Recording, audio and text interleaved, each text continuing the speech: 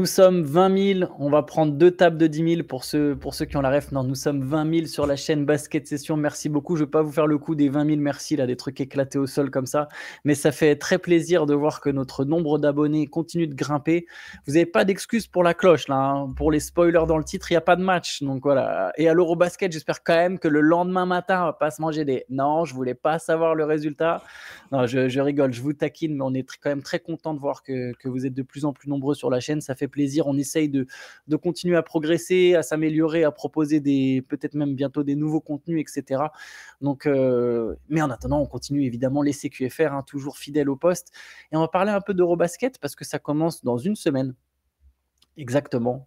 Le 27, début de l'Eurobasket. On vous a promis plein de contenu sur l'Eurobasket. On va faire des petites previews. Bah là, voilà, ça pourrait rentrer presque dans le cadre d'une preview, Shai, parce qu'on a, alors preview miniature sur un aspect. On a noté quelques joueurs à suivre. On en a pris plusieurs et on va expliquer pourquoi on pense qu'ils sont intéressants de les suivre ou pourquoi il faut garder un œil sur eux pendant l'Eurobasket. Et je vais te laisser tout de suite commencer. Très bien. Ça va me faire du bien de parler de basket et pas d'un autre sport qui m'est cher. Je t'ai pas lancé, t'as vu, j'ai pas... Merci, c'est trop douloureux là. Bref, heureusement qu'on n'a pas de podcast sur le foot, sinon la chaîne aurait été strikée tout de suite. Oui, alors sur les joueurs en question, alors j'ai pris le pari de pas prendre des stars, enfin, il y a évidemment des superstars dont on parlera pendant la compète, les Jokic, Giannis et compagnie. C'est plus des joueurs que j'ai envie de voir dans ce contexte de l'Eurobasket. Et là aussi, on aurait pu en citer plein, mais je vais commencer par un joueur dont vous savez que je chante régulièrement les louanges sportivement en NBA. C'est aussi parce que je pense que son pays peut être un outsider dans la compète. C'est Deni Avdija. Deni Avdija, quand il est avec son pays, ça devient un autre joueur. Il y a plus de responsabilités. Il y a des cartons au scoring, une panoplie assez impressionnante. Et ça peut aussi, je pense, permettre de le voir avec ce visage-là pour préparer la saison prochaine à Portland, où il y a un objectif assez clair d'être meilleur. Et cette équipe, avec Avdija, qui est toujours très bon dans les compétitions internationales, il y a une hiérarchie qui est bien établie avec lui, qui est un peu l'équivalent du franchise player.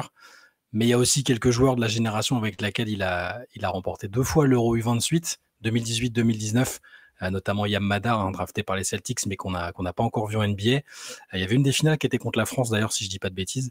Et je trouve que cette équipe, avec ce joueur-là, peut créer quelques surprises, je pense. C'est dans le groupe D, c'est intéressant parce que c'est dans le groupe D où il y aura la France, la Slovénie, la Pologne, la Belgique, l'Islande.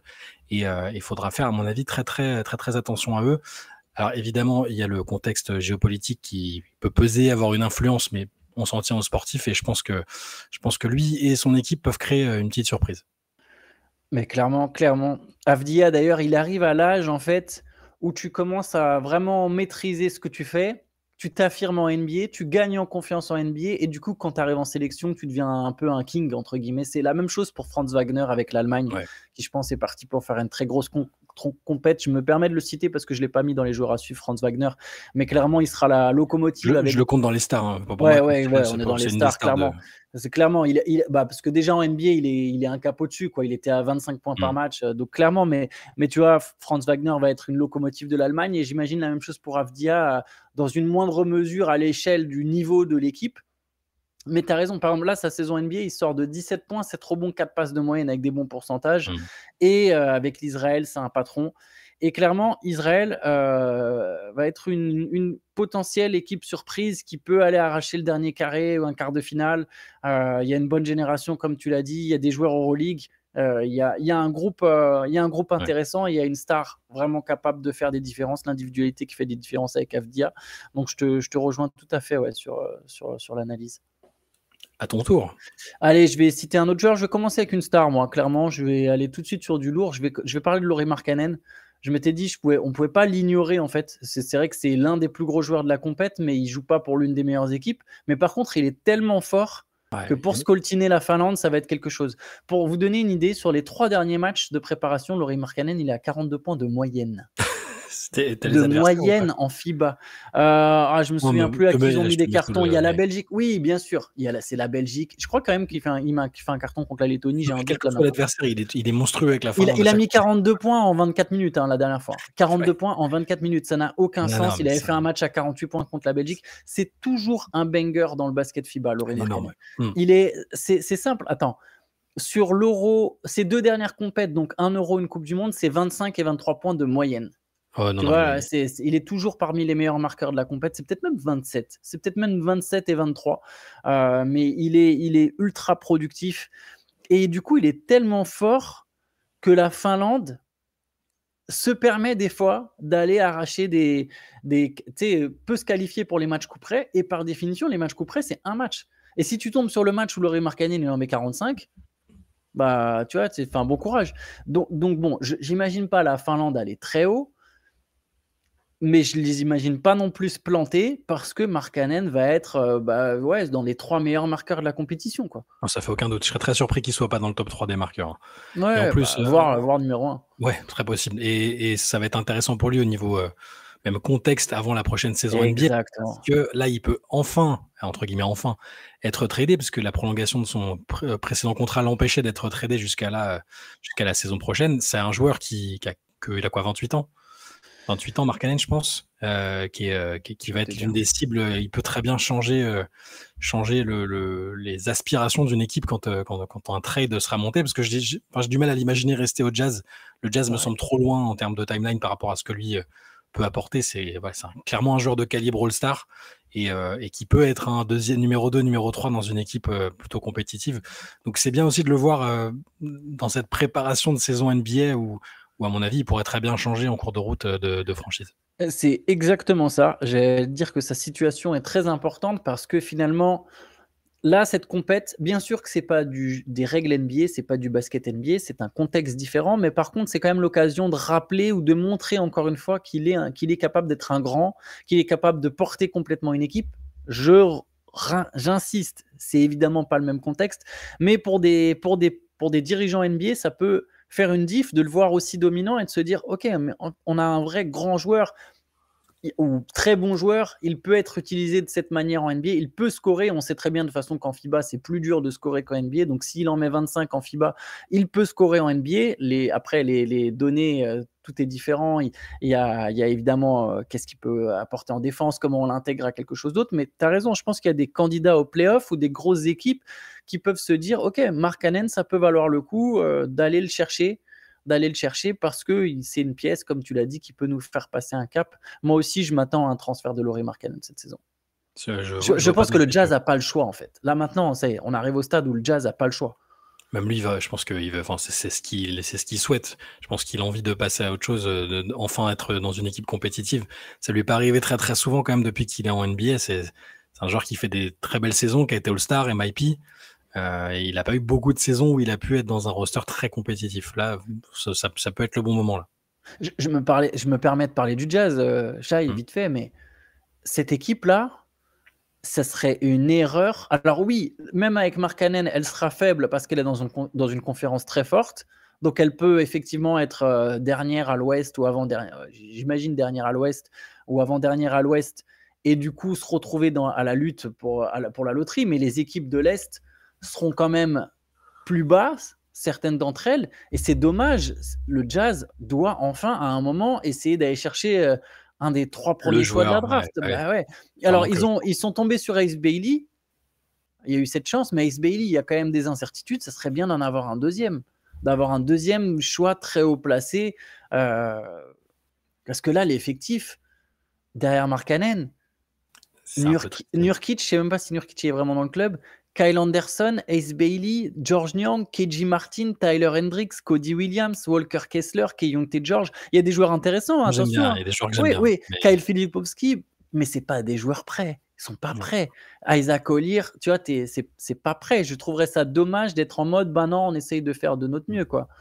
J'aimerais bien voir Will Hardy avec un effectif un peu plus compétitif, ou alors avec le jeune franchise player futur sur lequel ils peuvent tabler pour la suite. Là, pour l'instant, c'est pas encore ça. Mais par contre, vraiment, dans ce noyau-là, il y a des mecs que j'aime vraiment bien, tu vois, et qui s'il y a une star dans l'équipe ou une jeune star, ça prend tout de suite une autre dimension et tu peux développer un groupe ensemble de jeunes. Là, ils en sont pas encore là, malheureusement. Et Markkanen n'est pas sur la même, comme tu l'as dit, il a 28 ans. Je veux dire, à un moment, là, ça a plus trop de sens, je trouve. Bref. Et il est pas assez fort pour être la star quand même. Il est très bon, hein, vraiment. Je l'aime beaucoup. Mais voilà, même s'il fait la saison de sa vie, là, le Jazz va pas accrocher le play-in à l'Ouest, quoi. Donc, allez, je te laisse parler d'un autre joueur à suivre. Alors cette fois, après ne pas l'avoir mentionné l'autre jour, cette fois je le mentionne. Mon cousin géorgien Sandro Mamoukelashvili, aka Mamou, la Géorgie est dans un groupe un peu hardcore quand même, dans le groupe C avec l'Espagne, la Grèce, l'Italie, la Bosnie et Chypre. Mais sur le joueur, donc c'est très peu de chance quand même d'aller loin ou d'en ressortir en très bonne position.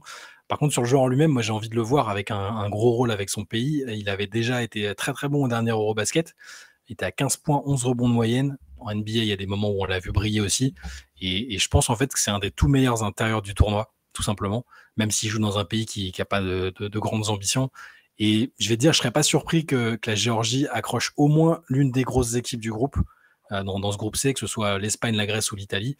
Et à mon avis, ce sera parce que Mamoukelashvili a fait une grosse performance. Moi, je vais aller plus loin que toi. Je vais dire la Géorgie peut accrocher l'une des 4 places qualificatives pour le deuxième tour parce que la Bosnie va jouer sans Musa, qui est forfait pour l'Eurobasket. Ouais. Il y a des rififi encore comme d'habitude avec Nurkic, qui serait hors de forme. La Géorgie peut aller chercher cette 4e place. Je ne la vois pas forcément plus haut, mais la 4e place, la Géorgie a 2 joueurs NBA, Bitadze, Mamouchkashvili, 2 joueurs d'Euroleague avec Şengela et Baldwin. Ouais, le top 4 est possible et Mamouchkashvili, pour lui aussi, alors dans une autre logique que Markkanen, mais si tu te montres très fort, tu peux rappeler aux franchises NBA, ok, il y a un bon joueur de basket ici, il y a un bon joueur de basket. C'est toujours intéressant en fait de performer, je pense, sur une compétition internationale ou européenne. Ça permet de te montrer, ça ouvre des carrières des fois, ou ça relance des carrières, ou ça ouvre des portes. Il y a des choses à faire. Ah, bien sûr. Moi, alors j'en ai plusieurs. Mais je vais parler je vais pas rester français, je vais d'abord rester sur Nikola Topic. Ouais. Parce que on l'a très peu vu en fait, Topic. Là, il va jouer avec la Serbie. Il aura, j'imagine, un rôle quand même limité, donc on le verra peut-être pas beaucoup, mais ça peut être intéressant. Voilà, de la même manière que c'était intéressant de le voir en Summer League, tu vois. Je regarde pas souvent des matchs de Summer League quand même, c'est rare les années où je regarde. Et j'ai regardé un peu le Thunder. J'avais regardé un peu le Thunder. T'en as pensé quoi de Topic du coup? Bah, il était intéressant. Après, c'est le contexte de la Summer League, mais il a une capacité de création, il a une créativité, il a de la taille pour son poste. C'est un profil un peu à part. Il n'a pas le shoot, mais il a un peu tout autour. Et j'ai envie de le voir. En plus, il sera dans un contexte quand même avec une Dream Team serbe. Ouais. Donc, pas forcément les responsabilités sur lui. Lui, il peut être un espèce de joker qui amène. Voilà, c'est toujours intéressant de le voir, je pense, de voir ce qu'il peut donner, d'imaginer ce qu'il peut donner ensuite, parce que c'est quand même un gars qui peut faire passer un cap au Thunder dans les années à venir, si le potentiel est là, si ça se développe. Et Topic, quand même, très jeune, donc il est déjà apparemment champion NBA, même s'il n'a pas foulé les parquets, je trouve ça un peu spécial, mais il est champion NBA. Ouais. Et là, il peut ajouter encore une ligne à son palmarès, en fait. Il peut se retrouver champion d'Europe, champion NBA, en ayant très très très peu joué sur l'année en cours, pas joué du tout en NBA, puis à mon avis, il va pas jouer beaucoup non plus avec la Serbie. Donc je l'ai pas mis parce que j'étais assez incertain sur son temps de jeu parce que j'ai pas assez suivi la prépa de la Serbie pour voir s'il était dans les rotations, s'il a joué un peu. Mais par contre, c'est un joueur qui m'intrigue beaucoup. C'est un joueur qui m'intrigue beaucoup et que ce soit dans le contexte de la Serbie ou avec le Thunder.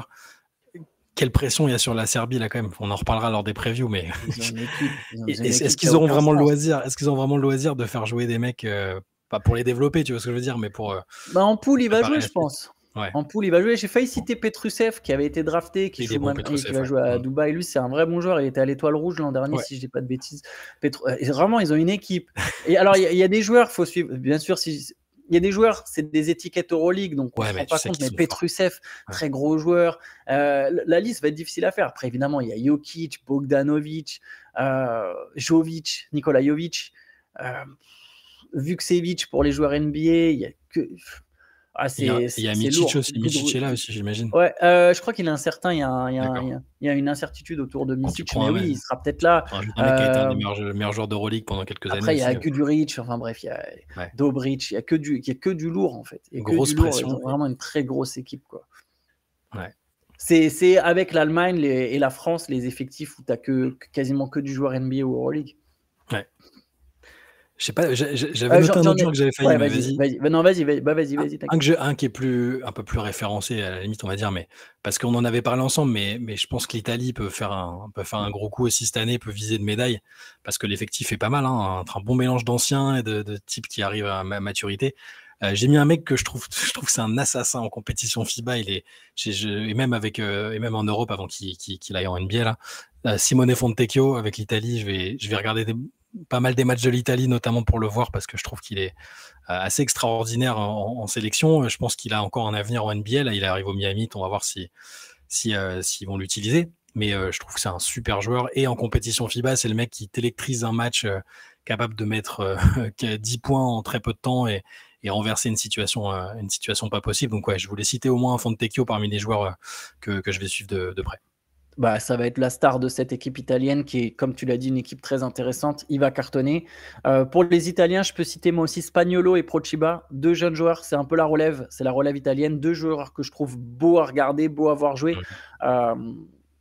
Deux joueurs qui vont jouer dans des. Ils étaient tous les deux à l'Alba. Non, Spaniolo était à l'Alba Berlin aussi. Je crois que les deux étaient à l'Alba Berlin. Les deux étaient à l'Alba Berlin, donc qui était une équipe faible d'Euroleague. Par contre, Prociba, il se retrouve au Real. Spaniolo à Baskonia. Donc les deux vont jouer en Espagne. Moins de 25 ans, moins de 24 ans les deux. On est sur des joueurs intéressants. Eux aussi à suivre avec cette équipe italienne. J'aurais pu citer Pajola, mais je préfère Spaniolo et Spaniolo qui avait été drafté par les Timberwolves en 2022, 50e pick.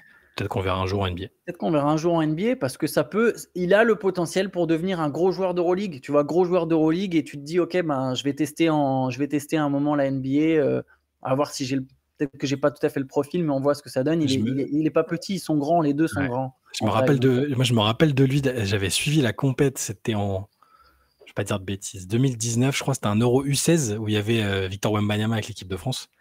Et il avait fini dans le meilleur 5 de la compète. L'Italie avait fini médaille de bronze.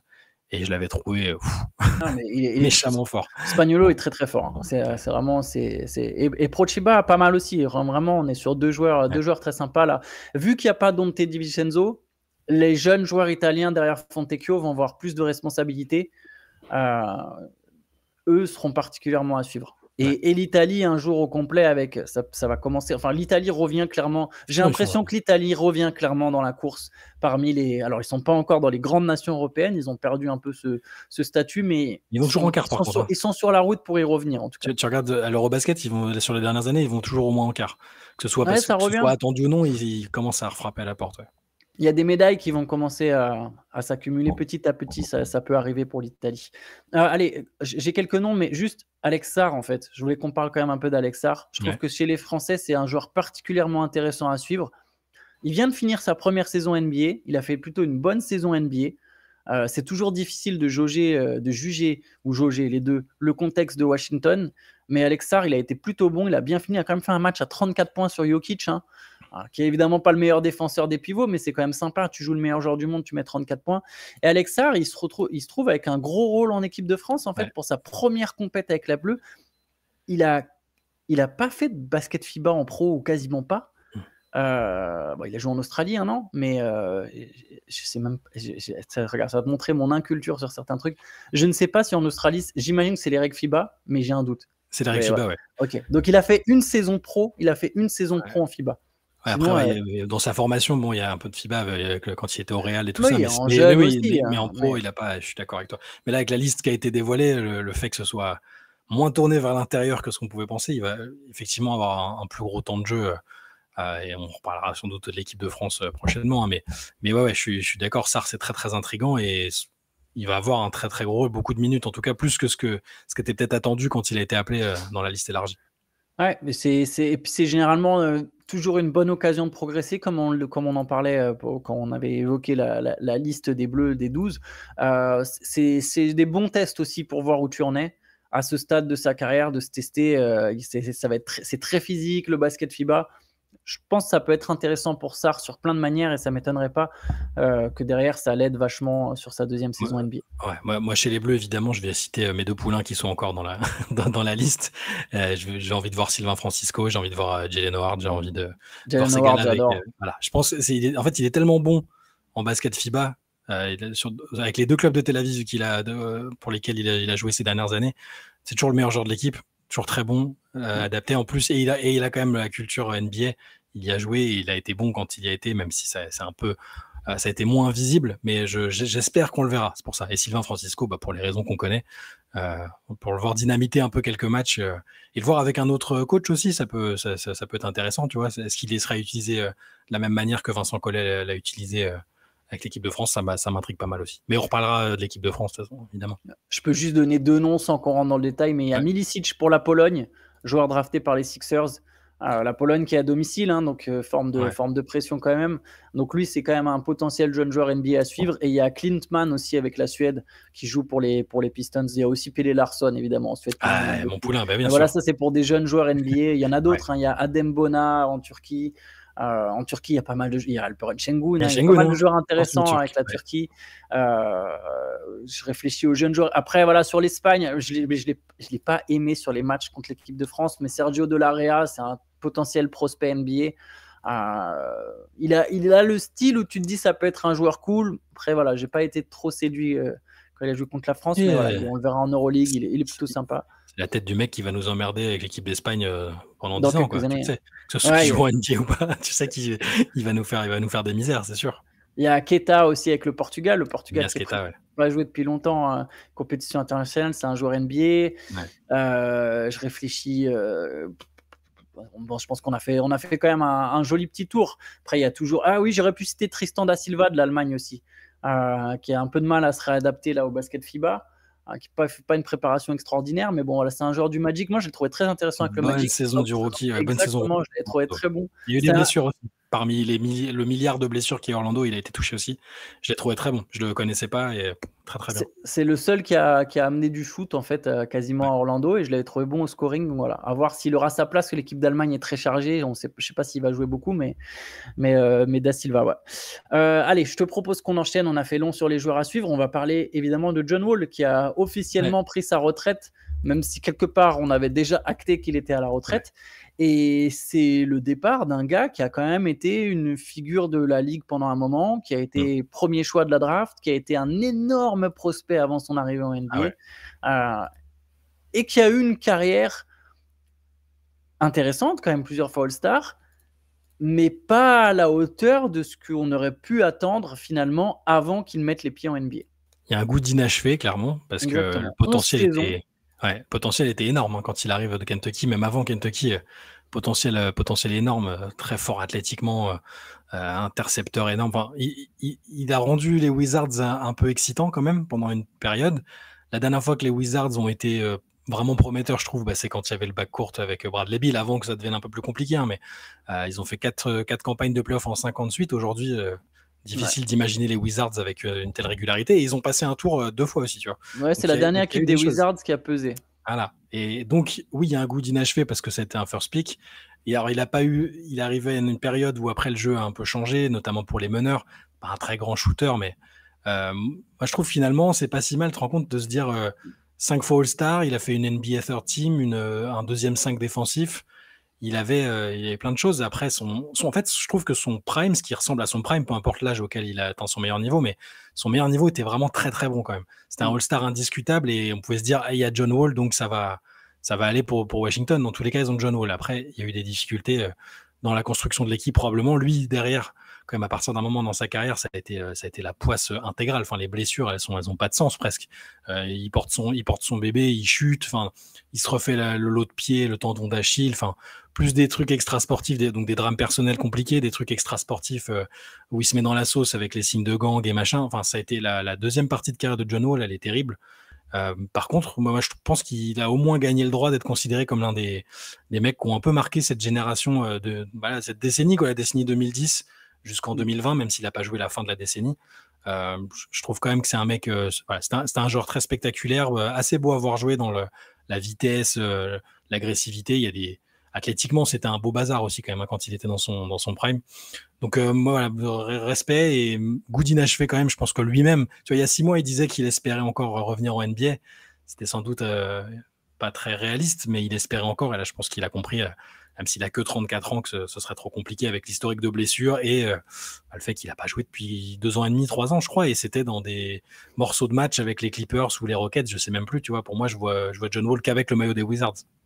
Ah, il y a eu les Clippers. C'est marrant, c'est que même aux Rockets, quand il revient après sa blessure, il fait encore quand même 20 points et 7 passes de moyenne quoi, sur 40 matchs. Ouais. Ouais, c'était un sacré joueur. Les blessures l'ont eu. L'évolution du jeu, effectivement, aurait pas peu tourné en sa faveur, mais il fait partie de ces meneurs de la génération un peu Derrick Rose, meneur scoreur, pas forcément shooter, énorme slasher, effectivement très élégant. Je pense que John Wall avait beaucoup de fans et a créé des fans des Wizards.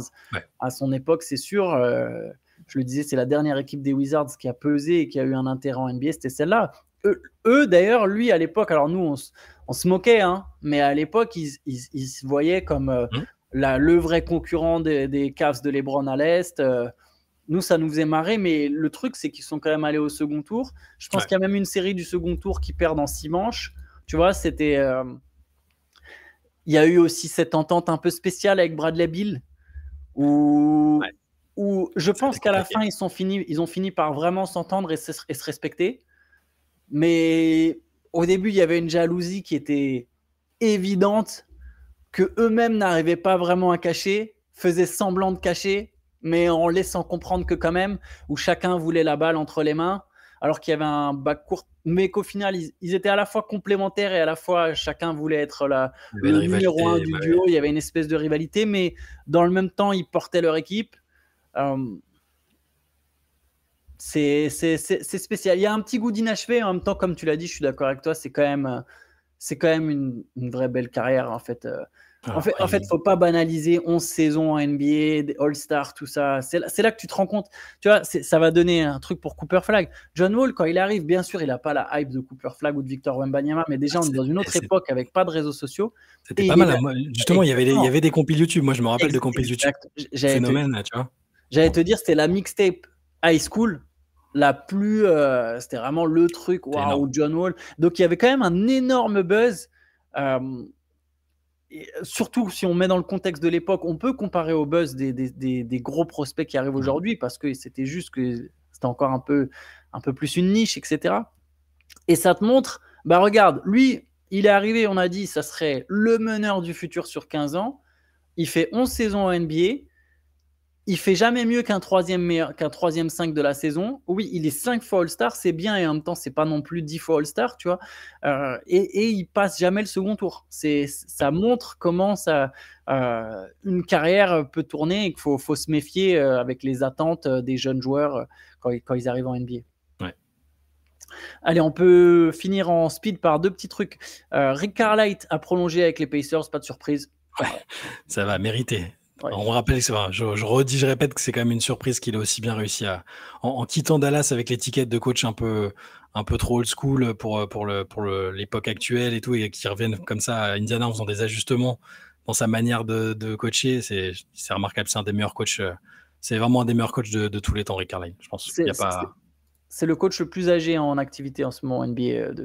Et puis il y a ce petit ton pince sans rire, un peu cynique. Enfin, il y a quelque chose vraiment. Ce gars-là il va rester, tu vois. Ce qu'il a fait avec les Pacers, il n'est pas passé loin d'avoir le titre le plus surprenant de tous les temps, quasiment, en tout cas de l'ère moderne. Le Sachant qu'il a aussi un des plus beaux. Ah ouais, tu vois. Et puis voilà, tous les mecs l'aiment bien. Il n'y a pas de scission avec les jeunes joueurs. Il avait cette réputation de pas forcément être un grand développeur de talent ou à l'aise avec les jeunes joueurs. Au final, je pense que ça se passe très bien à Indiana. Il s'est un peu réinventé aussi, et c'est assez admirable. Ouais. Donc bravo, bravo, et c'est normal que les Pacers veuillent le prolonger. Allez, on termine avec la WNBA, Shai. Ouais, il y a eu pas mal de trucs cette nuit. Il y avait 5 matchs. New York est revenu à égalité à la 2e place avec Atlanta grâce à sa victoire à domicile 85-75 sur Minnesota. Toujours pas de Nafisa Collier pour les Lynx, toujours pas de Breanna Stewart pour le Liberty. Jonquel Jones, 22 points, 10 rebonds. Sabrina Ionescu, 17 points, 11 passes, on fait le job. Marine Johannes a joué 19 minutes en sortie de banc pour 3 petits points. Et si New York est revenu à hauteur d'Atlanta, c'est parce que justement Atlanta a perdu contre l'équipe la plus en forme du moment en WNBA, c'est Las Vegas. Les Aces ont signé une 8e victoire de suite, 74-72. Et A'ja Wilson, encore phénoménal, 32 points, 12 rebonds, 5 contre.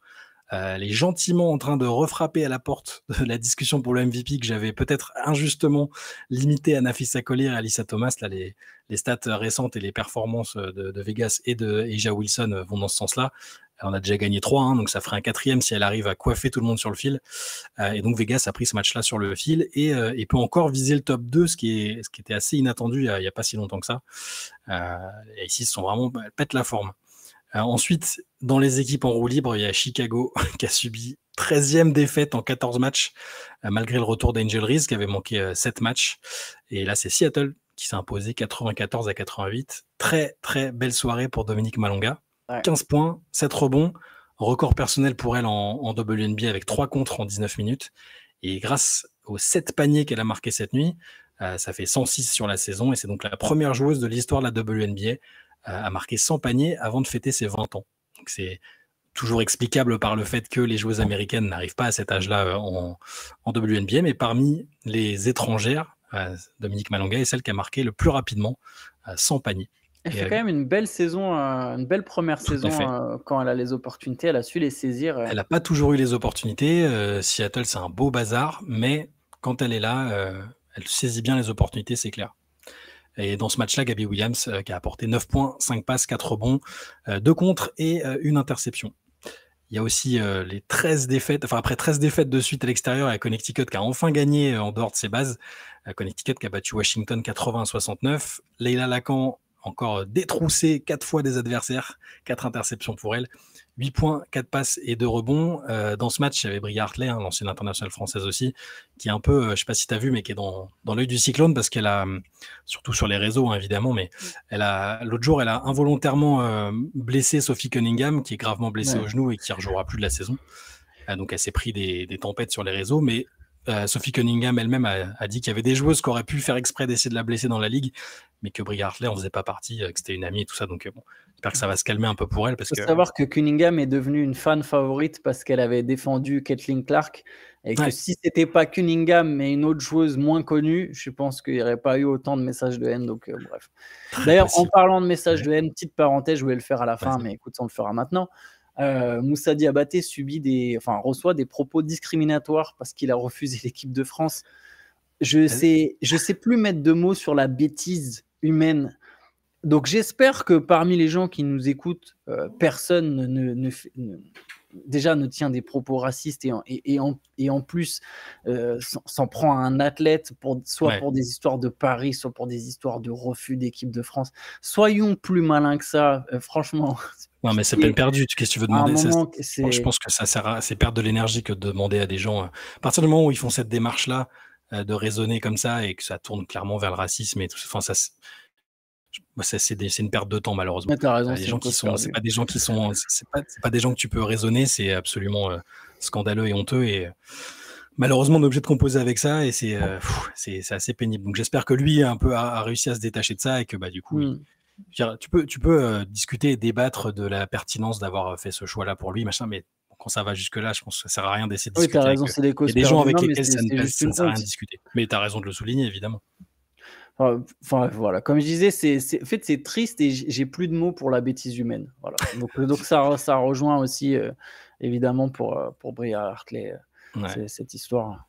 On peut et quand en plus il y a du racisme dans le lot. Là c'est le cas, clairement. Mais n'allez même pas voir, en fait. N'essayez même pas d'aller voir, ça sert à rien. Ça sert à rien d'aller voir parce que c'est peine perdue. Voilà. Et revenons à. On peut finir par celles que j'appelle les Valkyries du Pont Doré, tellement il y a des Françaises, les Golden State Valkyries qui ont été battues par Phoenix cette nuit. Phoenix qui a dû cravacher 98-91 pour renverser la situation. Petit match pour Alyssa Thomas, petit match pour elle, un 13 points, 9 rebonds, 8 passes par rapport à ses standards. Regarde-toi comment ils vont ça, petit match. J'ai dit qu'A'ja Wilson était revenue dans la course, donc il faut que j'essaye de rattraper un peu quand même. Mais oui, elle a fait son match quand même, un 13 points, 9 rebonds et 8 passes. Et en face, avant de parler des Françaises, un petit mot sur une autre chose que j'aime beaucoup et dont on n'a quasiment pas parlé cette saison, mais qui est pour moi la MIP en WNBA, c'est Veronica Burton. Elle finit encore avec 24 points et 14 passes et je trouve qu'elle a fait des progrès énormes. C'est une joueuse qui avait été récupérée via la draft d'expansion et qui fait une saison assez géniale, je trouve. Et donc, il y avait les Françaises, évidemment. Il n'y avait pas Iliana Rupert qui était laissée au repos après une commotion qu'elle avait subie au match précédent. Donc, logiquement, elle a été laissée au repos. Par contre, il y avait Janelle Salin et Carla Leight dans le 5, titulaires toutes les deux. 13 points, 6 rebonds pour Janelle Salin. 15 points, 4 interceptions, 3 passes pour Carla Leight, que les Américains appellent maintenant le Late Show. Et encore une belle entrée, enfin une belle performance. J'ai dit entrée parce que j'ai plus l'habitude qu'elle soit en sortie de banc, mais très bel impact pour Carla Leight malgré la défaite. Et les Valkyries sont 7e et toujours en course pour les playoffs. On approche de la fin, il reste 9 matchs pour les Valkyries. À 9 matchs de la fin, Golden State totalement inattendu, qui va très probablement faire les playoffs si elle craque pas en fin de parcours. Ce serait beau et ce serait cool pour nos Françaises, du coup, de pouvoir jouer Clairement. les playoffs. On s'arrête là-dessus, on se retrouve demain, comme d'habitude, pour un nouveau CQFR. Bonne journée à tous. Bonne journée, à demain.